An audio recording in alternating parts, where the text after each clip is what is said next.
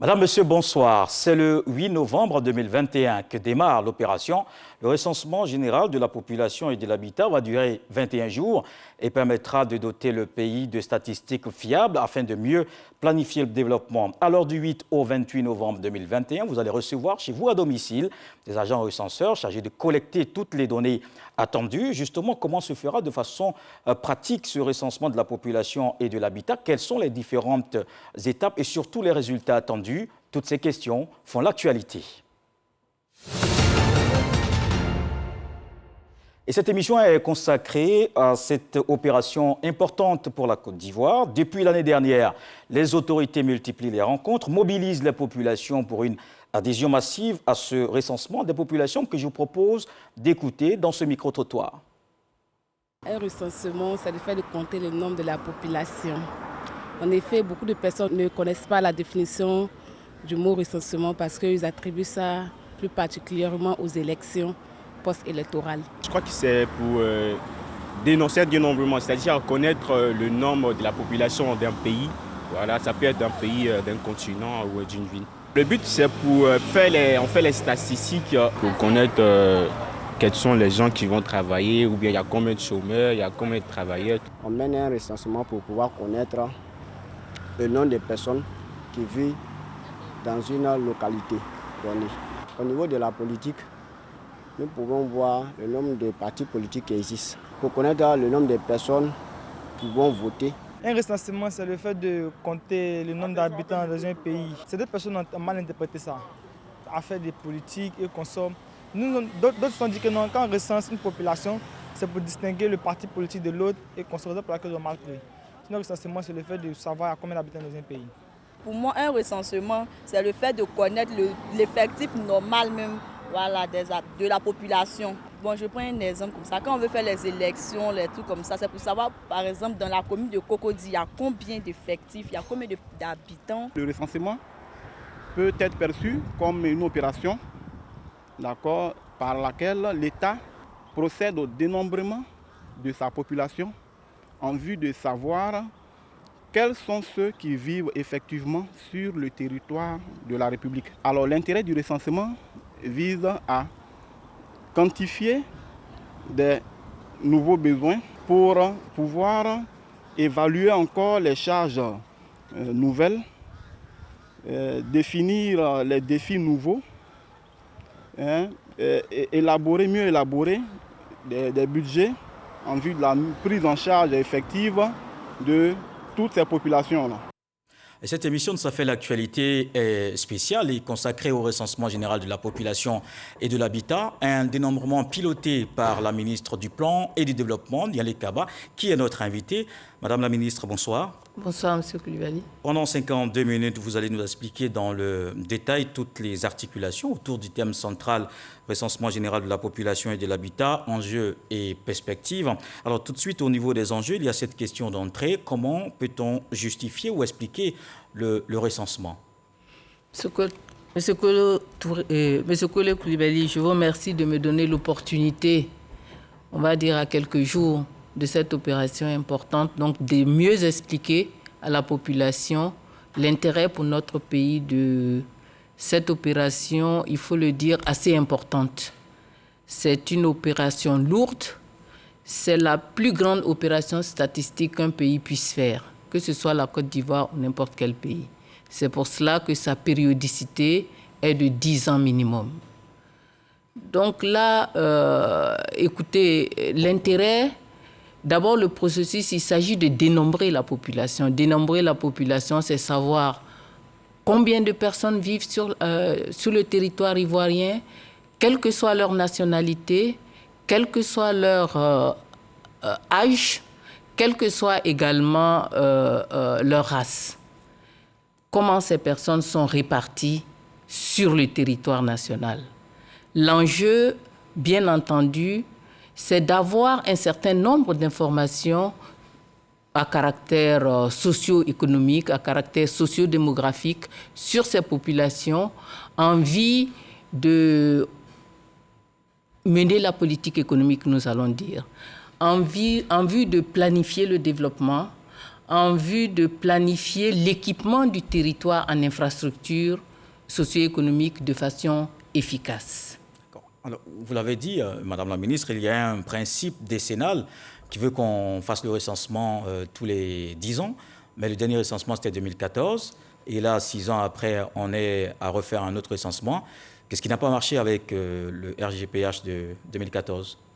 Ben, écoutez, le RGPH de 2014, je pense que nous en avons tous été témoins. Nous sortions d'une période de crise assez difficile. Nous étions également dans un environnement politique assez difficile. Et cette activité à caractère purement statistique, à caractère purement économique, a été un peu dévoyée. Et il faut dire que les services statistiques de l'Institut national de l'INS n'ont pas été en mesure de le faire de façon correcte sur toute l'étendue du territoire national. Sur certaines parties du pays, cela s'est correctement passé. Vous avez entendu certaines autorités se demander, surtout c'était en 2014, on était à 1 an d'une échéance électorale. Donc tout cela a impacté sur le déroulement de l'opération. C'est vrai, il y a eu quelques difficultés à caractère technique. Elles n'ont pas été majeures. Nous avons pu faire cette année quelques phases importante, notamment la cartographie censitaire, qui permet d'assurer la qualité de l'opération qui n'a pas pu se faire en 2014, si bien que par endroits, on a eu quelques défis sur la qualité des statistiques. Et dans la mise en œuvre de la politique économique, cela a pu poser problème. Donc, il s'est avéré nécessaire de reprendre les chiffres. Donc, le chiffre de 22 millions d'habitants, ce n'est pas très juste. C'est surestimé, c'est sous-estimé? Au regard, dans les phases préparatoires, vous savez, nous, on a pu essayer d'estimer la population. Dans l'établissement de la cartographie censitaire, les agents qui ont été mis sur le terrain ont parcouru la totalité du territoire national. Et l'objectif, c'était en réalité de pouvoir donc identifier l'ensemble des équipements, de pouvoir estimer la population pour définir les zones de travail de chaque agent recenseur qu'on appelle des zones de dénombrement. Et à cette occasion, on a essayé d'estimer la population. Et on peut dire que les 22,7 millions d'habitants à peu près étaient légèrement sous-estimés selon nos estimations. Il s'agit encore d'estimations. À l'issue du recensement, on aura le bon chiffre, mais nous estimons qu'on devrait être à un peu plus de 28 millions, entre 28 millions et 29 millions d'habitants. D'accord. Pour 2021 ? Non, pour 2021. Alors, si on projetait les 22 millions en 2021, on serait autour de 27 millions d'habitants. Donc, il y a un petit écart de 2 millions. D'accord. Alors, est-ce qu'aujourd'hui, on peut dire que toutes ces difficultés ont été levées, tout ce dysfonctionnement constaté en 2014 a été levé pour justement une belle opération en 2021? Oui, bien sûr. Écoutez, je pense que cette fois-ci, on a un concours de circonstances qui sont favorables et qui nous permettent de penser que nous allons avoir de bons résultats. D'abord, au plan technique. Nous avons pu mener la cartographie censitaire, donc faire un bon découpage et une bonne préparation technique.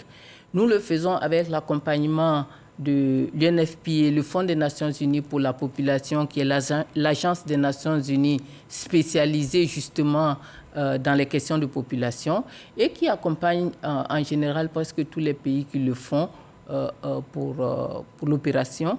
À cet égard, il faut dire d'ailleurs que nous avons, depuis 2018, dans nos locaux, un consultant de l'UNFPA qui essaie de coacher un peu nos agents de façon à nous donner le maximum de chances de le réussir. Nous avons également la chance, M. Kolo, de faire ça à une période qui est assez loin de la période électorale. Ça fait que cela nous met un peu moins de pression et surtout, je pense que nous avons eu suffisamment de temps pour échanger avec la population, communiquer avec la population sur les enjeux, sur l'importance du recensement pour elle-même. Je le dis souvent, c'est la population qui est la première bénéficiaire du recensement. La population est la première bénéficiaire du recensement parce que ce recensement permet de mener de façon efficace les actions de développement pour la population. Prenons un exemple. Vous savez que le président de la République a pris un certain nombre d'engagements. Par exemple, tous les villages de plus de 500 habitants seront électrifiés d'ici 2020. L'objectif a été légèrement repoussé parce que les travaux ont été interrompus en 2019 pour faire de Covid. Donc ça a repris, mais on n'est pas très loin de l'objectif et tout devrait rentrer, donc on devrait reprendre. Mais comment électrifier votre village si on n'a pas les bons chiffres? Si vous ne vous faites pas électrifier et vous ne vous faites pas recenser, ben on ne saura pas, peut-être qu'on va sous-estimer l'effectif de la population et vous allez être pénalisé dans une opération de ce genre. Et de façon générale, pour équiper les localités en infrastructures économiques, pour dimensionner les infrastructures économiques pour les localités, on tient compte de la population. Les besoins en eau potable d'une population de 1000 habitants ne sont pas les mêmes que ceux d'une population de 4000 habitants. Ce n'est pas le même type d'infrastructure, d'où l'intérêt pour tout le monde de se faire recenser pour aider l'État à poser les bons gestes, à poser les bons actes en faveur des populations. On parlait tout à l'heure de difficultés, mais pour cette reprise, c'était annoncé pour le 1er novembre. Après, on a décalé d'une semaine. Qu'est-ce qui pourrait justifier, alors qu'on sait que le décret a été pris depuis août 2018, qu'est-ce qui pourrait justifier ce décalage d'entrée, un peu un tâtonnement, Madame la Ministre? Non, vous savez, le décret a été pris depuis 2018 et le recensement même était prévu pour 2020. Et nous avons connu déjà le Covid, pour lequel les mesures de sécurisation des populations que nous allions visiter n'étaient pas connues dans les premiers mois. Vous savez que les premières mesures, les premiers effets de la Covid, c'était en mars 2020. Et c'est bien en mars 2020 que nous devions faire ce recensement. Donc, on a dû le repousser une première fois. Et le décalage d'une semaine qui a eu lieu récemment était lié justement à la phase de recrutement. On a affaire à la jeunesse. On avait lancé un processus de recrutement et ce processus n'était pas arrivé pour différentes raisons à maturité. On a essayé de le faire avec l'accord de notre partenaire principal qui finance un peu les éléments qui finance un peu tout ce qui est formation et tout ce qui est rémunération des agents, à savoir la Banque mondiale. On a fait un recrutement assez technique en ligne et avec des procédures de sélection qui sont des procédures assez strictes. Et puis, on a informé les agents que nous allons procéder, peut-être un peu tardivement, que nous allons procéder à leur vaccination. Ça a donné lieu à quelques désistements, à quelques mouvements. Donc, on a dû repousser d'une semaine pour nous assurer que tout était rentré dans l'ordre et qu'on pouvait faire la formation. Alors, vous parlez des agents vaccinés, ça fait partie des dispositions que vous prenez parce qu'il y a la Covid-19 pour éviter certainement une propagation. Est-ce qu'aujourd'hui, ces 38 000 jeunes sur le terrain sont vaccinés tous, hein? Aujourd'hui, tous les agents ont été vaccinés. Nous avons vacciné, alors il y a 2 jours, nous étions à 70% de vaccination. Ça a continué et aujourd'hui, nous sommes à un taux de vaccination qui dépasse les 90%. Il faut savoir que parmi les 38 000, pour les 38 000 jeunes, nous avons besoin de 36 000.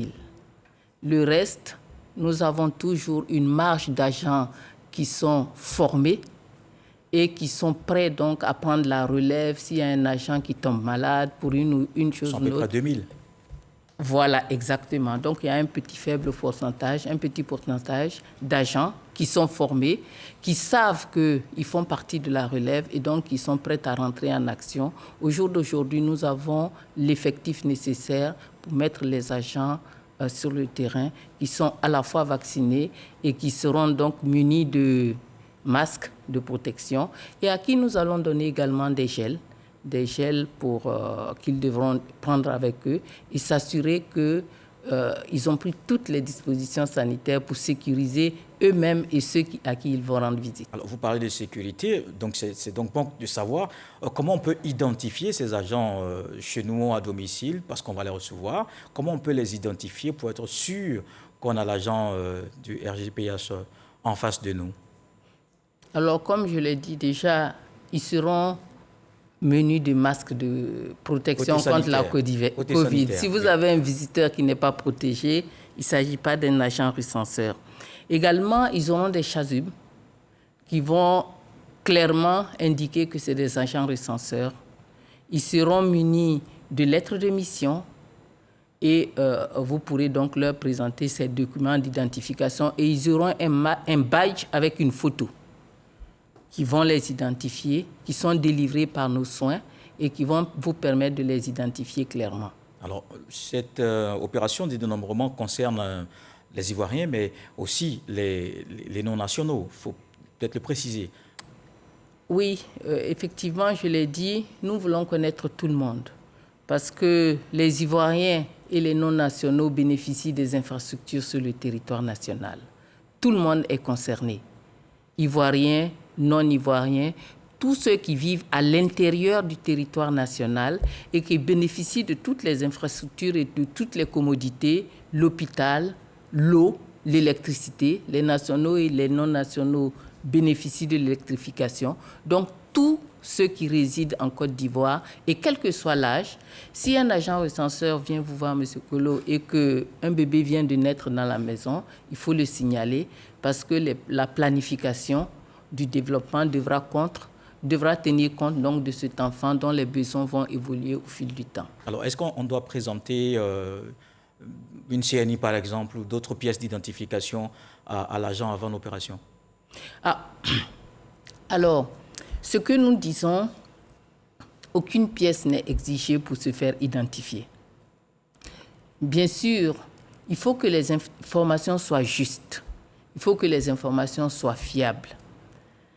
Cela suppose que lorsque l'agent recenseur vient vous voir, vous puissiez disposer d'un minimum d'informations à lui donner. Ce n'est pas obligatoirement la CNI. Lorsque vous arrivez dans un ménage où il y a par exemple 5 ou 6 enfants, si on vous demande les dates de naissance, peut-être un acte de naissance, peut-être une carte scolaire, un certain nombre d'informations pour permettre d'écrire correctement le nom, pour permettre de relever correctement un certain nombre d'informations, dont la date de naissance, qui sont des éléments essentiels pour faire un fichier fiable, pour faire un fichier qu'on peut faire évoluer et suivre les données démographiques de façon correcte. Je pose la question parce qu'il y a les non-nationaux aussi à inscrire de façon claire dans ce dénombrement. Comment on pourra justifier alors? Vous savez, ce n'est pas une opération d'identification au sens policier du terme. Nous vous croyons sur parole sur votre nationalité. La question vous sera posée sur votre nationalité. Nous prendrons la réponse qui nous sera donnée. Cependant, nous avons besoin que les informations que vous nous donnez sur les autres caractéristiques soient des informations fiables. D'accord. Alors donc on comprend qu'il faut effectivement donner des informations fiables. Il faut faire en sorte que ce que vous communiquez, ce que vous donnez à l'agent recenseur soit effectivement juste. Alors c'est une opération qui coûte plus de 23,9 milliards de francs CFA. C'est bien juste le chiffre? Vous avez raison. C'est une opération qui coûte 23,9 milliards de francs CFA, donc beaucoup d'argent. Oui. Et au moment où nous rentrions dans la phase de dénombrement, on avait consommé déjà à peu près 60% de ce montant. Pourquoi faire? Pour faire le dénombrement. D'accord. Ça, c'était pour la phase préparatoire. Voilà, 60%. Pour toute la phase préparatoire. Et quoi d'autre? Acquisition de matériel et cette fameuse cartographie qui a duré 10 mois. On avait près d'1 millier de personnes sur le territoire national en train de le sillonner, en train de relever des informations, et ce pendant 10 mois. Donc c'est beaucoup de rémunération, mais également nous avons tous les équipements et le fonctionnement. Et donc aujourd'hui, nous avons 40% pour faire toute la phase, à la fois dénombrement, mais également analyse des résultats. Alors, qui supporte ce montant? C'est l'État de Côte d'Ivoire? C'est qui? Alors, sur les 23,9 milliards, l'État supporte 13 milliards 5 à peu près. Et le reste, nous avons la Banque mondiale et la Banque africaine de développement qui supportent le reste des dépenses. D'accord. Alors, je pense qu'il faut qu'on revienne peut-être sur cette autre question. Le recensement ne rime pas essentiellement avec élection. Ah non, pas du tout. Pas du tout. C'est deux opérations complètement différentes. Je l'ai dit tantôt, nous recensons tout le monde, ivoiriens et non-ivoiriens. Alors que pour l'élection en Côte d'Ivoire, pour pouvoir voter, vous avez besoin d'être ivoirien. Donc déjà, il va falloir prouver votre identité, alors que nous recensons avec n'importe quelle pièce. Je l'ai dit, nous recensons tous les individus, même les bébés d'un jour. Pour pouvoir voter, vous avez besoin d'avoir au moins 18 ans. Donc déjà, et pour le recensement, nous nous déplaçons vers les personnes. Ça se fait dans les résidences, alors que pour pouvoir voter, donc, soit vous avez vos pièces, soit vous vous rendez vous-même dans les différents lieux d'audience foraine pour pouvoir donner les informations et pouvoir avoir vos papiers. Alors, c'est une réalité. Donc, c'est souvent constaté cette confusion.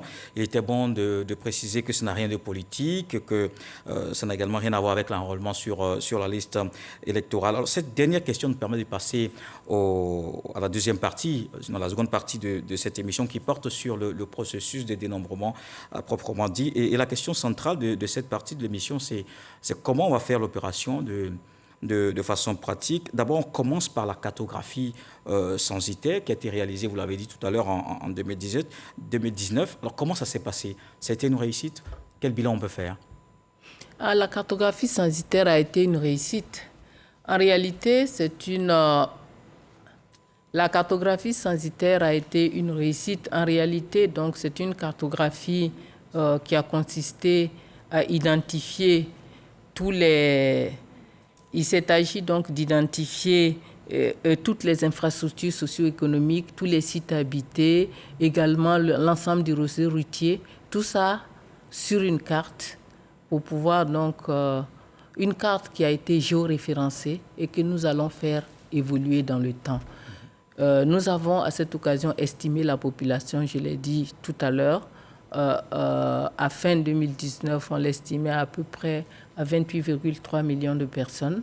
Et ça va nous permettre de définir aussi nos zones de dénombrement. Comment nous allons recenser? Nous allons affecter à chaque agent recenseur une zone de dénombrement qui comprend un effectif de moins de 2000 personnes au maximum.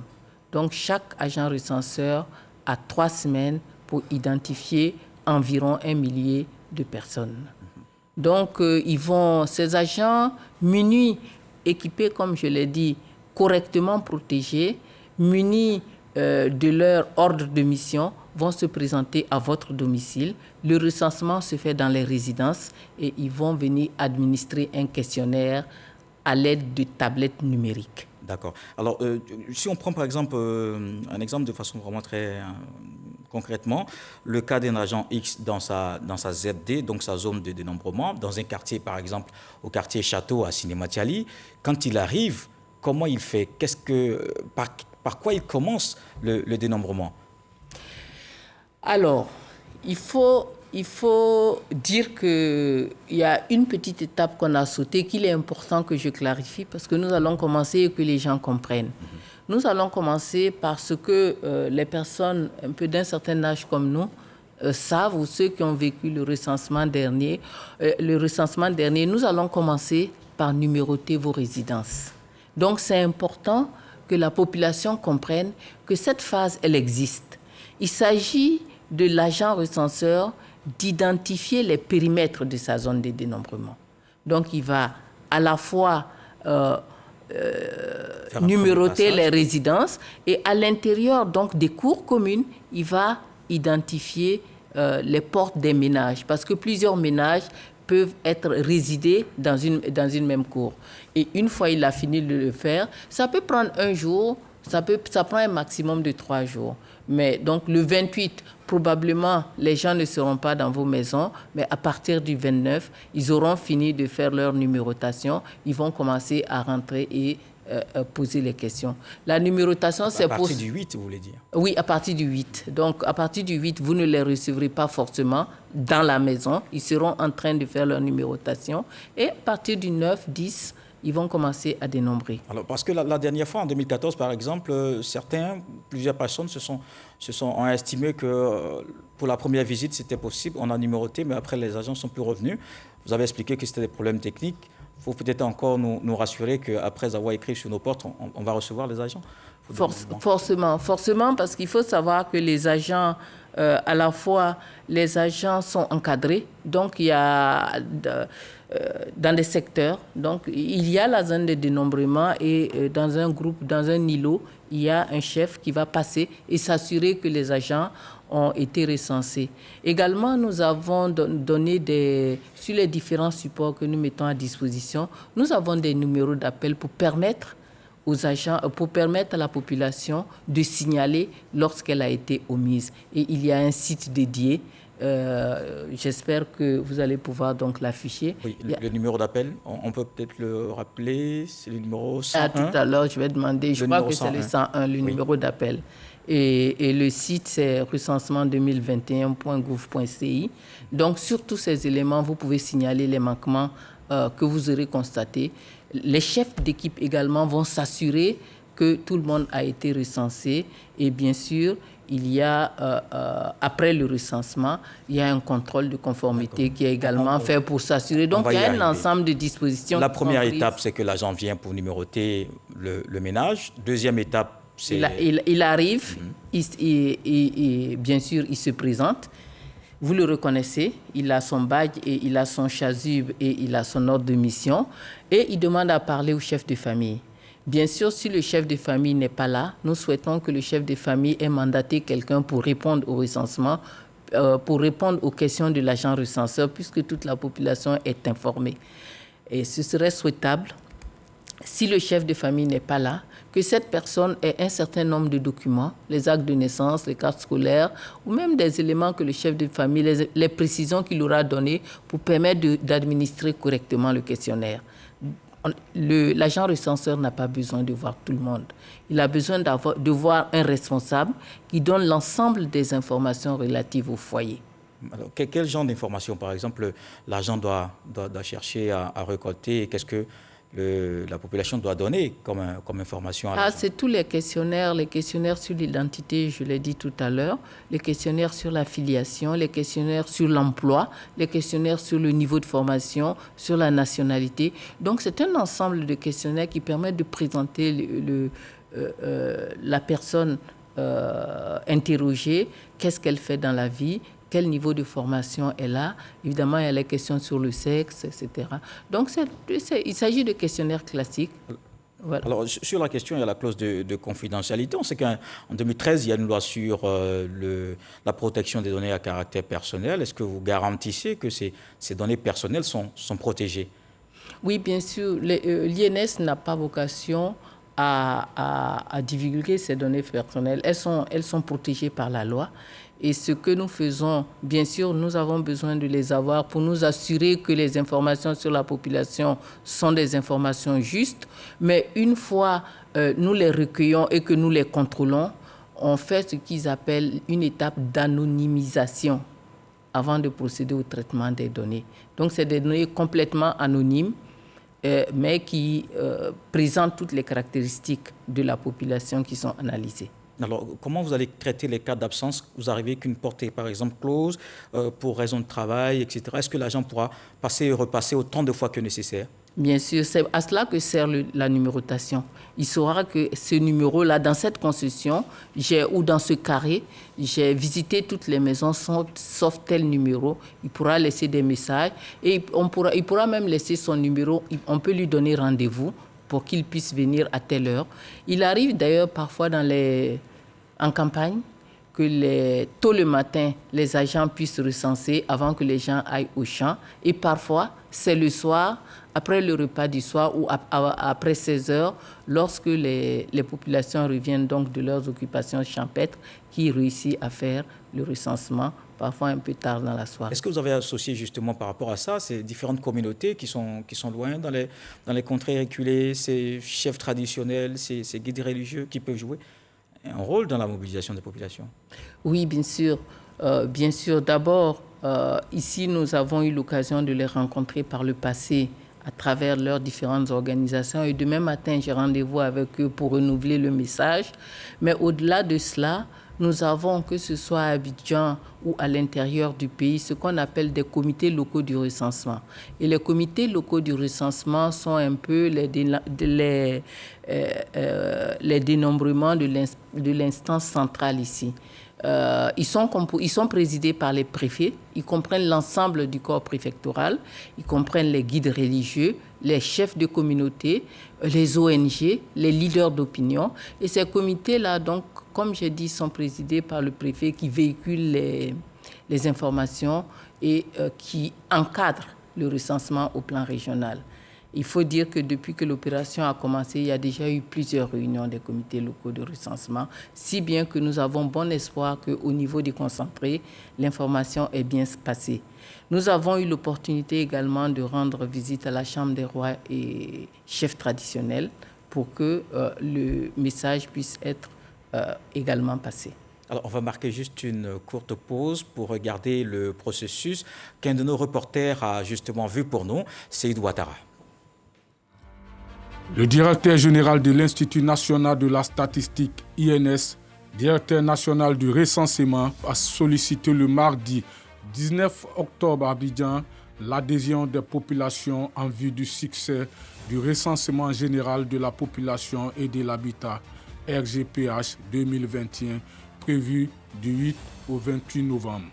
Des montants de 23,9 milliards de francs CFA, le RGPH permettra de mettre à la disposition de l'État et l'effectif, la structure et la répartition spatiale de la population en vue de répondre de façon durable aux besoins sociaux de base, santé, éducation, emploi, sécurité. Pour cette opération, 28 500 agents recenseurs sont en formation depuis 2 semaines.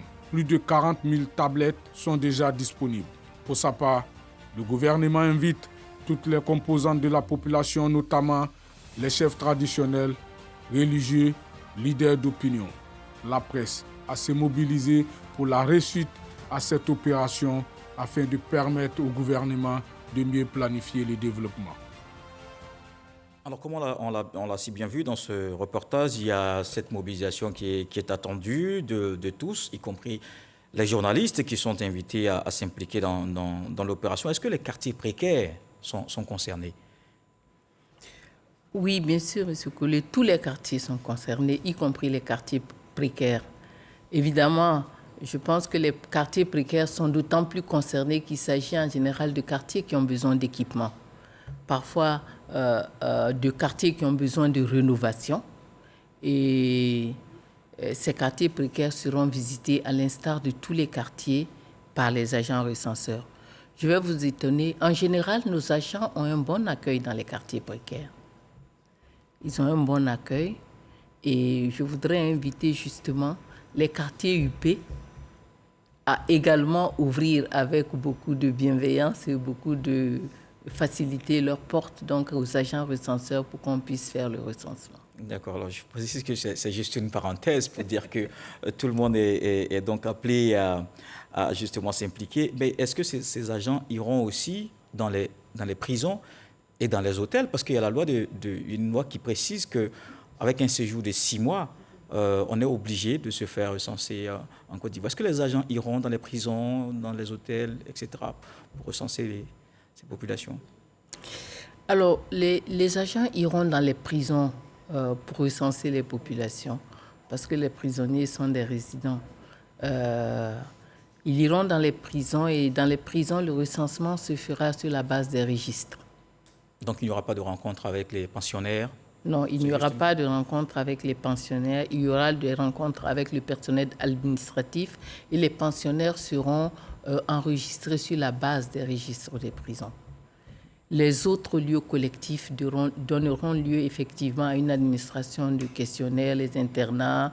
Les hôtels sont des lieux de passage, ce n'est pas des lieux de résidence. Cependant, les hôtels ont également du personnel qui réside et qui y travaille, quelquefois qui y loge, qui sera visité, mais ceux qui seront enregistrés seront bien sûr les résidents et non ceux qui seront de passage pour quelques jours. Il y a aussi la question des cités universitaires, des internats.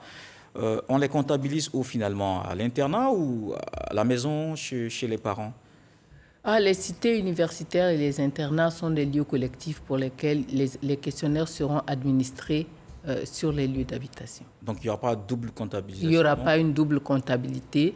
Si vous êtes en cité universitaire, vous serez recensé là-bas. Et les parents, donc, quand ils vont le signaler qu'ils ont un enfant en cité ou en internat, le logiciel va le classer en non-résident. D'accord. Alors, on a déjà une estimation de la population. Vous avez parlé de 28 millions à peu près pour 2021, contre 22 millions en 2014. Il y a une progression de à peu près 6 millions. Et quel est le commentaire que vous faites, surtout l'économiste, sur la question? Non, je pense que la progression, le taux de croissance démographique de la population, il est de 2,6%. Je pense que le taux, il est bon. Je sais qu'avec le recensement de 2014, nous avons eu des défis. Comme j'ai dit, les agents n'ont pas, par endroit, cela a été fait de façon correcte, mais les agents recenseurs n'ont pas pu accéder ou pu faire de façon correcte le recensement sur l'ensemble du territoire. Cela peut expliquer les quelques biais. Mais tout à l'heure, je le disais, lorsque nous projetons les 22 millions les 22,6 millions de 2014 en 2021, avec la progression de la population, on devrait être autour de 27 millions. Nous, avec les estimations que nous faisons de 28,3 millions en fin 2019, on devrait être à peu près de 29 millions maintenant. Donc, il y a un petit écart de 2 millions qui sont dus à des erreurs de comptabilité, mais qui peuvent être des erreurs grandes. Je parlais tout à l'heure du cas des châteaux. Vous savez que... précis sur les nombres? C'est important. On peut dire, mais pourquoi on reprend pour un petit 2 millions? Imaginez une opération de vaccination dans un village. En réalité, quand les bailleurs vont le programmer, ils vont demander la population à l'INS. Si les chiffres sont faux, ils peuvent partir avec 1000 vaccins et aller trouver qu'il y avait 2000 enfants à vacciner. Vous voyez que ça peut être lourd de conséquences. C'est pareil pour l'éducation en termes d'infrastructure. Exactement. Donc, c'est important d'avoir les bons chiffres pour que les politiques soient de plus en plus ciblées, pour l'efficacité d'ailleurs pour la population. Alors, Madame la Ministre, est-ce que c'est une opportunité d'avoir cette progression, on a envie de dire peut-être un peu lente de la démographie? C'est une opportunité, c'est un problème pour le pays? Non. Un problème en termes de développement? Une opportunité? Non, c'est une opportunité. Vous savez, la population est toujours un atout. La population est un atout. Mais pour que la population soit un atout, il faut que la population, les gens maintenant en termes techniques, on dit pour que la population puisse nous permettre d'avoir un certain dividende lié à la démographie, il faut que cette population-là puisse être correctement formée. Il faut que la population puisse être correctement éduquée pour qu'elle puisse s'insérer efficacement dans le tissu économique. Alors, c'est en cela que, dans le cadre du travail qui est fait au ministère, l'INS, mais en relation avec l'Office national de la population qui dépend de nous, nous essayons de passer un certain nombre de messages à la population. D'abord, choisir de faire l'enfant et faire les enfants que l'on peut éduquer, de façon à ce qu'on puisse rompre, on va dire, le cercle vicieux de la pauvreté. Vous imaginez un ménage qui fait plus d'enfants qu'il ne peut scolariser, plus d'enfants qu'il ne peut mettre à l'école. Cela est un peu dramatique, sans compter pour les nombres importants d'enfants, tous les problèmes de santé que ça peut poser à la mère. Donc, c'est en cela que nous accompagnons avec l'UNFPA un certain nombre d'actions d'information de la population sur la contraception, un certain nombre d'actions d'information de la population sur la maîtrise de la démographie. Donc, c'est une chance, mais c'est une chance à condition que cela se fasse de façon planifiée. C'est une chance de façon, à condition que cela se fasse à un rythme auquel l'État peut accompagner la mise à disposition des infrastructures de formation. Alors aujourd'hui, le taux de fécondité d'enfants par famille, c'est autour de, de 3% ou de 4%? Je saurais vous donner des chiffres justes. On a peut-être 4 enfants en moyenne par femme. D'accord. Alors les chiffres de 2021 sur le recensement seront disponibles quand exactement? Alors, nous allons finir de recenser, on l'a dit, c'est du 21 au 28 novembre. C'est du 8 au 28 novembre. Je ne sais pas pourquoi c'est du 8 au 28 novembre. Oui. Le 28 novembre, donc, nous allons ensuite procéder à un contrôle de la qualité de nos informations et ensuite nous allons nous mettre à exploiter les données. Je pense que fin janvier 2022, nous aurons les premières statistiques. Et ensuite, il va falloir travailler ces informations pour avoir des informations définitives à la mi-avril, fin avril 2019.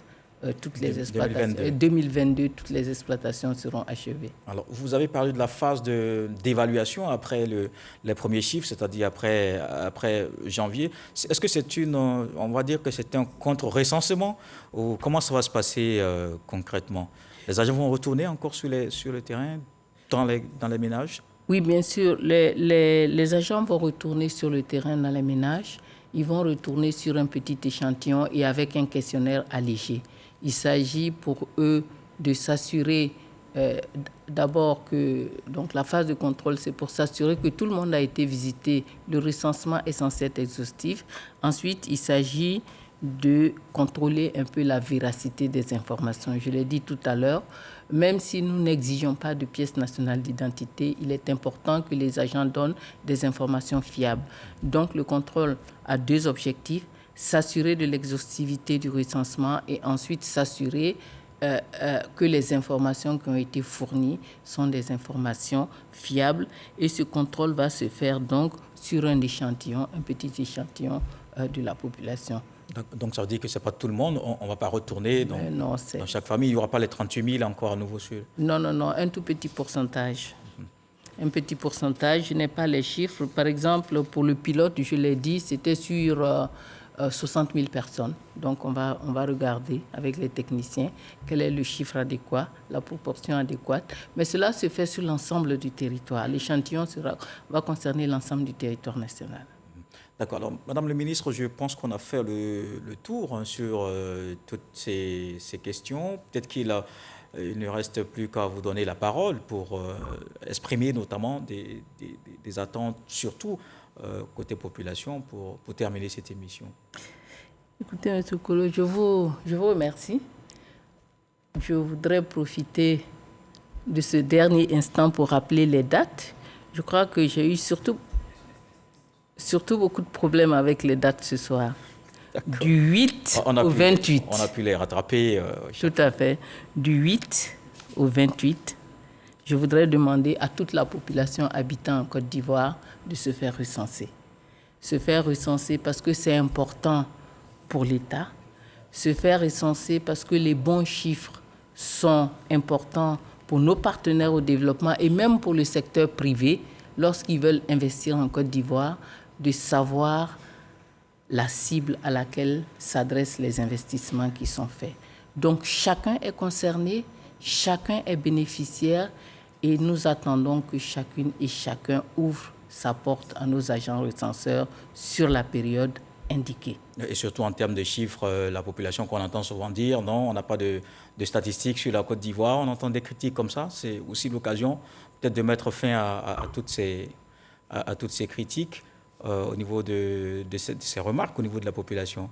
Tout à fait. Chacun aura l'occasion donc de contribuer à mettre à la disposition donc de toutes les personnes qui sont concernées et qui en ont besoin, des chiffres fiables, des chiffres qui peuvent aider la Côte d'Ivoire à planifier son développement, les chiffres qui peuvent aider le secteur privé de la Côte d'Ivoire à pouvoir planifier également ses activités. Est-ce que ce sont des chiffres qu'on mettra à la disposition de tout le monde ou comment on pourrait l'avoir pour celui qui veut les consulter? Les chiffres, une fois ils sont traités, il y a un processus de mise à disposition. Les chiffres seront disponibles, oui. C'est des chiffres, c'est des informations à caractère public qui pourront être consultées par la population.